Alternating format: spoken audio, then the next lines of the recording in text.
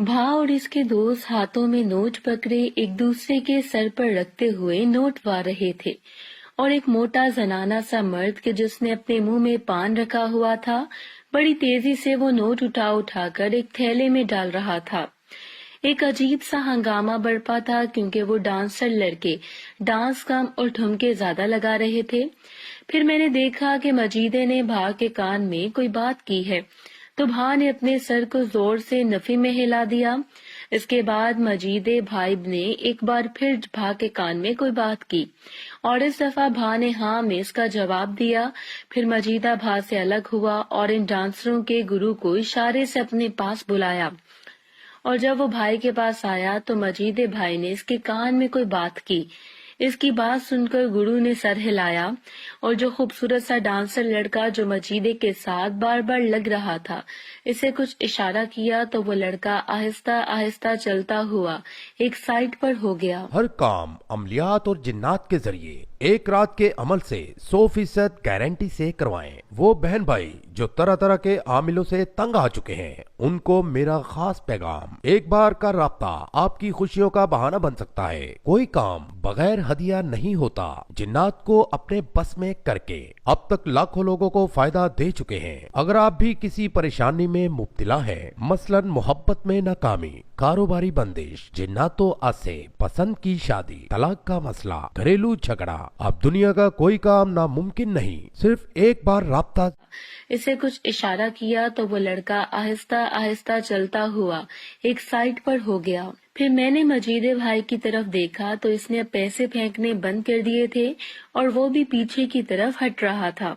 इसके साथ ही मैं सारी बात समझ गई। चुनाचे मैं हाथ में स्टूल लिए दौड़ी दौड़ी भाग के कमरे की तरफ आई और इनके आने से पहले ही मैं भाग के कमरे में दाखिल हुई और जल्दी से अंदर जाकर इनकी खिड़की के दोनों दरवाजे खोल दिए और खिड़की पर लगा पर्दा भी एक तरफ से हटा दिया। खिड़की पर जाली लगी हुई थी और मुझे यकीन था कि मजीदा भाई जरूर बत्ती जलाकर इस लड़के के साथ अपना काम करेगा, इसलिए मैंने बाकी के मामलात को जूं का तू रखा और फिर किसी फुर्ती से मैं कमरे में दाखिल हुई थी। इसी फुर्ती से वापस चली गई और स्टूल उठा के भाग के कमरे की खिड़की के बाहर वाली तरफ चली गई। भाग के कमरे की ये खिड़की दूसरी तरफ एक अंधेरी साइड पर खुलती थी और इस वक्त वहां पर घप अंधेरा था। चुनाचे मैंने खिड़की के नीचे कोने में अपने स्टूल को रखा और फिर उस पर बैठकर इंतजार करने लगी। इस वक्त मेरे दिल की हालत बड़ी अजीब हो रही थी और वो बड़े जोर शोर से धड़क रहा था और इसके साथ साथ मेरा पसीना पानी की तरह बह रहा था और मैं ये सोच सोचकर बड़ी जज्बाती हो रही थी कि जिंदगी में पहली दफा बराह रास्त किसी आदमी के साथ देखूंगी। कोई 5-6 मिनट के वक्फे के बाद अचानक भा अफजल के कमरे की बत्ती जली और मैं स्टूल पर खड़ी होके अंदर देखने लगी और मैंने देखा कि भाई मजीद कमरे में बड़ी बेचैनी से टहल रहा था और इसकी नजरें दरवाजे की तरफ लगी हुई थी। कोई 2-3 मिनट के बाद, जो कि भाई मजीदे और मेरे लिए शायद 2 साल के बराबर होंगे, उसके बाद वो खूबसूरत सा लड़का कमरे में दाखिल हुआ। इसे अंदर दाखिल होते देखकर भाई मजीद आगे बढ़ा और इसे अपने साथ लगा लिया। भाई पहले ही तैयार था और फिर वो दोनों अपना काम करने लगे। जैसे मैं भाई मजीदे का देखा वो बहुत खूबसूरत था। मेरे मुंह में पानी आ गया। जैसे वो फ्री हुए मैं बड़ी एहतियात से स्टूल से नीचे उतरी और स्टूल को पकड़कर वहां से चल दी, क्योंकि स्टूल को इनके कमरे में या कहीं आगे रखने में बड़ा खतरा था। और फिर एक मुनासिब से जगह देखकर मैंने स्टूल को वहां रखा और आगे चल दी। इस वक्त मेरा बहुत बुरा हाल हो रहा था और मैं सोच रही थी कि मैं क्या करूं।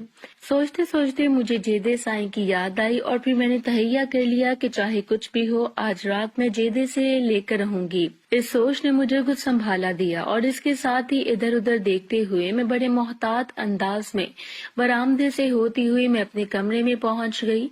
कमरे में जाकर मैं आईने के सामने जाकर खड़ी हो गई और अपना जायजा लेने लगी। मुझसे पसीने की बू आ रही थी और इस तरह मेरे कपड़ों की हालत भी ठीक नहीं थी।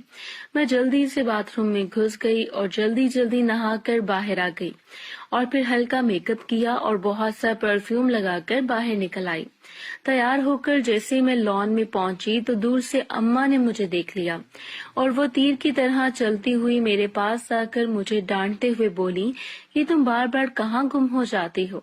फिर प्यार से कहने लगी, देखो चंदा, हमारी सारी बरादरी इकट्ठी हुई होती है और यूं अचानक तुम्हारा गायब हो जाना किसी तौर भी मुनासिब नहीं है।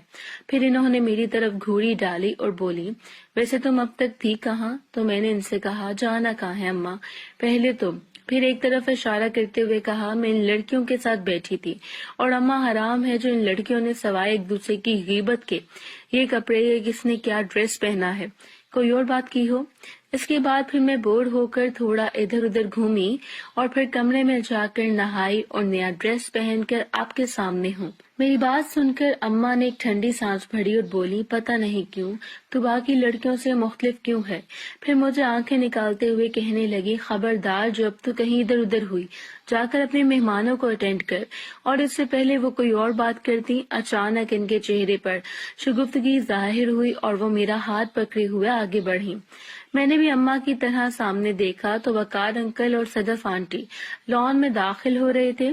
इनके साथ आए थे और पीछे इनका मुलाजिम हाथ में बहुत से गिफ्ट पकड़े आ रहा था। इतनी देर में अम्मा और मैं उनके पास पहुंच चुके थे। जाते अम्मा ने अंकल को सलाम किया और आंटी के साथ गले लगते हुए बोली, आप लोग लेट क्यों आए? तो आंटी से पहले ही अंकल ने बोल दिया कि भाभी मैं तो सुबह से तैयार होकर बैठा था, लेकिन जैसा कि आपको पता है बेगम साहिबा की तैयारी खत्म होने में ही नहीं आ रही थी। आखिर खुदा खुदा करके बेगम साहिबा तैयार हुई तो हम लोग आपके पास हाजिर हो गए। अंकल की बात सुनकर आंटी तुरंत कहने लगी, तौबा तौबा नीलो, ये शख्स तो मेरे सामने झूठ बोल रहा है। मैं तो तैयार थी, इन साहब ने ही लेट किया है। और इससे पहले कि आंटी और अंकल की ये तकरार मजीद आगे बढ़ती, फौरन ही अब्बा दरमियान में कूद पड़े और हंसते हुए कहने लगे, चलो इस बात को दफा करो। अब्बा ने अम्मा को मुखातिब करते हुए कहा कि नीलो अब मेहंदी का प्रोग्राम शुरू कर दो। और वकार अंकल से बोले, चल यार। इसके बाद फौरन ही अम्मा ने केसर भाई की मेहंदी का फंक्शन शुरू करा दिया। मैं बढ़ चढ़ के इस तकरीब में हिस्सा लेने लगी और खूब हल्ला गुल्ला किया। चूंकि ऐसे मौकों पर अम्मा के इंतजामात हमेशा से बहुत आला होते हैं, इसलिए 2-3 घंटे के बाद मेहंदी का फंक्शन बखैर खूबी इख्तिताम पजीर हो गया। फिर इसके बाद खाने का दौर शुरू हुआ। इसके लिए हमने केटरिंग वालों को बुलाया हुआ था और सारा बंदोबस्त भी इन्हीं का था। लेकिन इसके बावजूद औरतों की साइड पर मैं, अम्मा, भाभी और 1-2 और रिश्तेदार खवातीन देखभाल कर रही थी कि किसको किस चीज की जरूरत है, जबकि मर्दों की तरह भा अफजल, फिदा भाई, केसर से छोटे अफजल भाई से बड़े और अब्बा के साथ अकबर भाई निगरानी का काम सरंजाम दे रहे थे, जबकि केटरिंग वाले टेबल तक खाने पहुंचा रहे थे। मुझे सामने से जेदा आता दिखाई दिया। इसने दूर से ही सुपरवाइजर को मुखातिब करके आवाज लगाई कि सर जी, मर्दों में कोरमा खत्म हो गया है। और फिर इसकी नजरें मुझसे मिली तो मैंने इसको वहीं रुकने का इशारा किया और वो मेरी तरफ देखता हुआ एक तरफ खड़ा हो गया। इसकी तरफ जाने से पहले मैंने इसको लुभाने की खातिर अपने दुपट्टे को थोड़ा साइड पर कर लिया। लकीर काफी हद तक नुमाया हो गई थी और फिर मैं इसके पास चली गई और बोली, जब सब चले जाएं तो मुझसे मिलना। तो वो बाहर की तरफ देखते हुए बोला, कहाँ मिलना है? घर तो सारा मेहमानों से भरा है। तो मैंने कहा, मुझे नहीं मालूम, पर आज तुमने हर सूरत मुझसे मिलना है। मेरी बात सुनकर वो मेरी तरफ देखने लगा और बोला, एक जगह हो सकती है। इसकी बात सुनकर मैंने बड़ी बेताबी के साथ इससे पूछा, तुम जगह बताओ, मैं हर सूरत वहां पहुंचूंगी। तो वो कहने लगा, मेरे कमरे के पास आ जाना, मैं कुछ करता हूँ। इसकी बात सुनकर मैंने कहा, ठीक है, लेकिन इससे पहले तुम मौका देखा ना कि सब ओके है और फिर मुझे इशारा करना तो मैं आ जाऊंगी। जेदे ने मेरी बात सुनी और बोला, ठीक है बीबी जी, मैं मौका देखकर आपको इशारा कर दूंगा। मैंने इससे कहा कि देखना जगह सेफ हो। तो वो नीचे हाथ मार के बोला, आप बेफिक्र रहो, मैं सब समझता हूँ। इस वक्त रात का पिछला पहर था जब खाना खत्म हुआ, इसलिए खाना खाते ही नजदीक वाले लोग बारात का टाइम पूछते हुए अपने अपने घरों को रवाना हो गए। جبکہ دور والوں کے لیے اماں نے پہلے ہی بندوبست کر رکھا تھا، اس لیے کوئی خاص پرابلم نہ ہوئی اور جانے والے چلے گئے اور مہمان اپنی اپنی جگہوں پر ایڈجسٹ ہو گئے تو میں بھاگی بھاگی گئی اور اپنا مہندی والا سوٹ اتار کر رات والا سوٹ پہن لیا اور ماسک بھی اتار دیا۔ پھر میں نے ایک بڑی سی چادر لی اور ڈرائنگ روم کی طرف چلی گئی جہاں پر بھابھی اور کچھ دوسری خواتین پہلے سے بیٹھی تھیں اور آج کی تقریب کے بارے میں گفتگو کر رہی تھی۔ میں بظاہر تو ان کے ساتھ باتیں کر رہی تھی، لیکن میرا سارا دھیان اور توجہ دروازے اور کھڑکی کی طرف تھی کہ جہاں سے جیدے نے آ کر مجھے اشارہ کرنا تھا، اور اس انتظار میں اندر ہی اندر میں بڑی بےتابی کے ساتھ جیدے کا انتظار کر رہی تھی۔ محترم ناظرین اور سامعین، اس کہانی کا باقی حصہ اگلی آنے والی ویڈیوز میں پیش کیا جائے گا۔